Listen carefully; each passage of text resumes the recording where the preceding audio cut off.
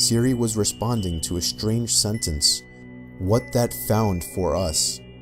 And Siri's response was, "The answer is Thursday, July 4th, 1776. It was freaky as hell, but I still ended up dismissing it as a glitch. One more time, I woke up to Siri speaking.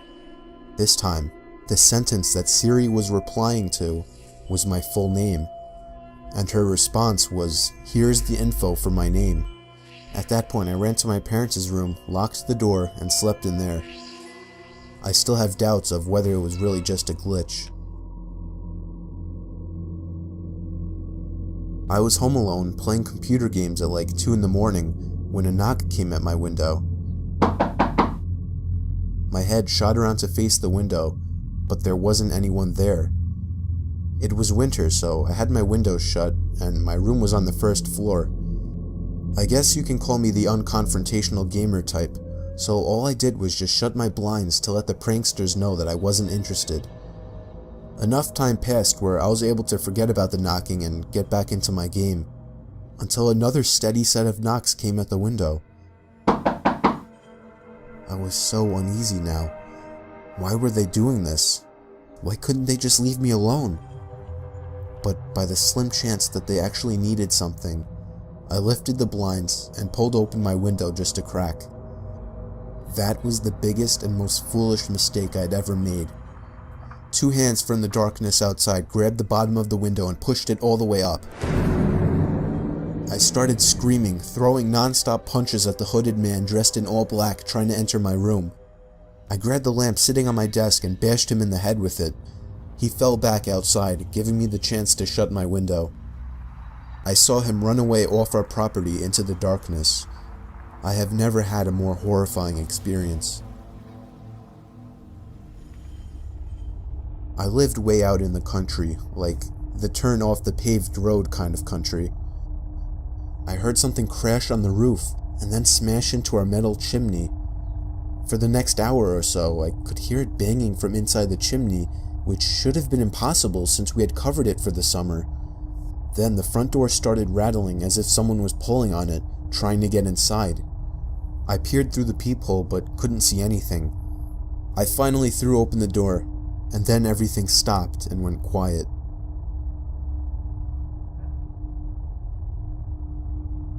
I was home alone one day in the summer. I was doing the usual watching of movies in the living room when I heard some shuffling noises coming from above me. Our living room ceiling is super high, so the attic is the only room above it. I lowered the TV down a little. I could better hear the shuffling noises coming from up there. The attic was connected to my brother's bedroom through his closet. I went to his closet and opened the attic door. The light in there was broken, so I had to use a flashlight.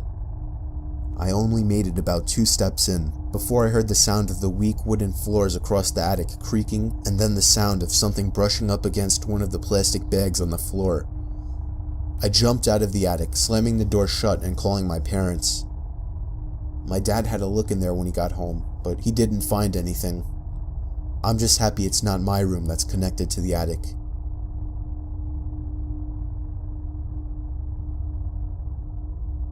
Me and my dog Layla were home alone. I had the music turned up loud in my room, and yet I was still able to hear Layla barking like crazy at something. As I was leaving my room and walking downstairs, I heard Layla stomping down the basement stairs, still barking. I followed her, turning the basement light on. She was in an attack stance, barking at the closed door to the boiler room. I knocked on the door, asking if anyone was in there. Layla was going crazy at this point, jumping on the door, scratching it, basically trying to break it down. I decided that if something was really in there, I didn't want to see what it was. I dragged Layla by the collar all the way back upstairs and locked the basement door. When my dad got home, I made him check the boiler room, but on his way there, he saw that there was a ladder placed on the wall by the basement window, and the window had been smashed open. My dad called the police, sounding worried, but I didn't yet know what was going on. Turned out Layla was barking at an intruder, and that I should consider myself lucky that I didn't open that door. It was very common for me to be home alone at night, as I only lived with my dad and his shifts would constantly shift from days to nights. This happened around the time my dad was doing night shifts. I would stay up really late on these nights watching movies. It's always taken me a long time to fall asleep, so after turning off the TV to go to sleep, I probably laid there for a good half hour. Then I heard a toy fall over in my toy closet. It was nothing too suspicious, but it still creeped me out. But then the doorknob to my closet started to wiggle, until finally unlocking the door. I hid under my covers, not making a sound. It was strangely quiet for a good 2 minutes, so I finally peeked my head out of the covers. There was a figure standing next to my bed, looking down at me. I screamed at the top of my lungs and began hugging the wall behind me. The figure looked out the window and then just walked away out of the room. I stayed in that position for like an hour before checking if he was really gone. The front door was left wide open, so it seemed he had left. I didn't get a minute of sleep that night.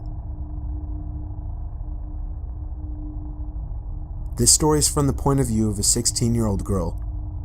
I used to have a boy living next door to me that was obsessed with me. His name was Joey. Every time I would go outside, Joey would come outside as well, as if he were watching me through his windows, waiting for me. He was 17 and very weird, and he didn't seem to have any friends, as he was always home. I tried to give every sign possible that I didn't like this guy, but he wouldn't get the message, so I had to finally just tell him one day that I don't like him and to leave me alone. The look on his face that day is something that won't leave me. It was the kind of angry look a toddler gives their parents when they can't have a toy. Coming from a 17-year-old, that's much more disturbing. One night, my parents left me to watch the house. I was working on a school project when I felt my bed shift a little bit. I looked under my bed. I screamed as I saw Joey laying under my bed. I ran away while he tried to crawl out from under my bed. I ran to his house and rang the bell at least 10 times, telling his parents about it when they opened the door. Joey never came out of my house, so I called the police. His parents begged me not to, but I ignored them. The police found him still in my room and arrested him. Apparently, he admitted this wasn't the first time he had hid under my bed. They also found pictures of me scattered across his room. The most disturbing one was of me sleeping, and it was taken from inside my room.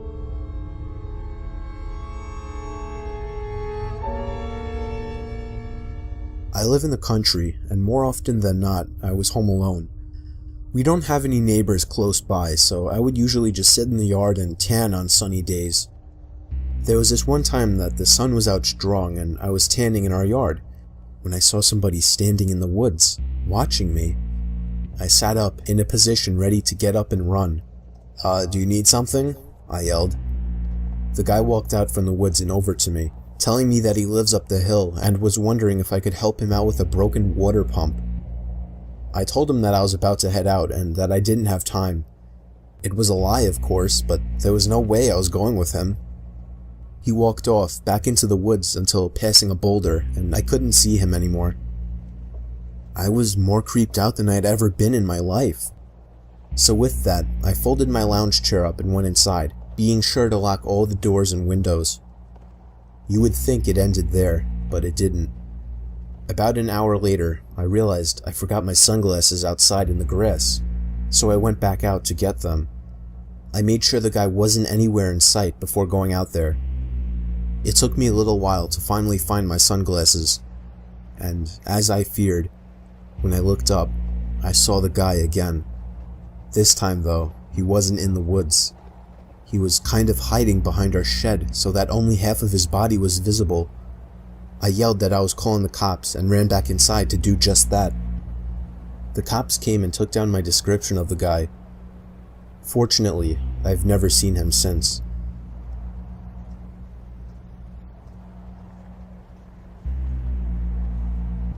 This happened to me when I was really little.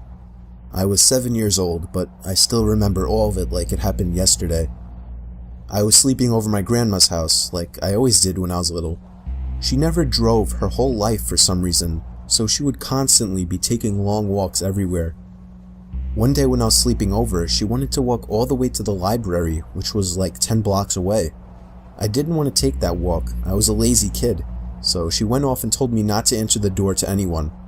My grandma was the kind of person that was strict and she didn't baby people, so it wasn't unusual for her to leave me by myself at such a young age. Sometime while I was alone, the phone rang. I, being a dumb and curious little boy, answered it. It was a man on the other end. I remember he said, "Who is this?" I said, "Danny." "Are your parents home, Danny?" I said, "No." "So you're home alone right now, Danny?" I said, "Yes." "Where are you at right now, Danny? Do you know the address?" Somewhere in Queens," I told him. "Alright, Danny, bye-bye now." He hung up. I don't even remember thinking twice about it, but the story didn't end there, unfortunately. I'd say almost an hour later, a knock came at the door. I remembered what my grandma said, so I remained on the couch. "I see you on the couch, Danny." My little heart sank. I noticed him through the window. He was on the porch, staring at me. He was a very creepy-looking man, all gray, ugly, and a fat beer gut. I told him to go away. "I got some candy in my truck. Come on out, Danny." I ran to the guest bedroom that I slept in and locked the door. Moments later, I heard the back door being fiddled with, followed by banging and thumping as he tried to break down the door. By some miracle, I heard the loud voice of my grandmother as she yelled at him to get the hell out of the yard and that she's calling the cops. I watched through the window as the guy took off in his ratty pickup truck as my grandma tried to get the plate number. Unfortunately, she didn't remember it, but she still reported him and his vehicle to the cops. My mom never trusted my grandma to watch me again after that, but I still know that if she had arrived even 10 minutes later, God only knows what would have happened to me.